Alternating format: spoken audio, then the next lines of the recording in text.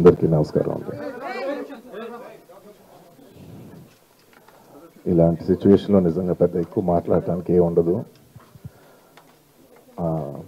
నేను ఇక్కడి నుంచి ఈ ఇంటి నుంచి జస్ట్ ఒక 2 ఇళ్ళల దూరంలో నా సొంత ఇల్లు కట్టుకుంటున్నాను.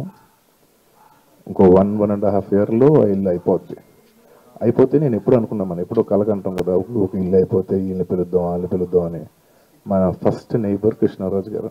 నేను అనుకున్నా మీ ఇల్లు కట్టిన వెంటనే కృష్ణరాజు గారి ఫ్యామిలీని వాళ్ళని ఇంటికి భోజనాన్ని పిలవాలి, కొత్త ఇల్లు ఆయన బాగా ఎంజాయ్ చేయాలి, ఆయన చూస్తే ఆనందపడతారు అది ఇది అనుకున్నాను. కానీ ఇలా ఇలా మా నైబరు మా ఇంటికి రాకుండా వెళ్ళిపోతారని నేను అనుకోలేదు.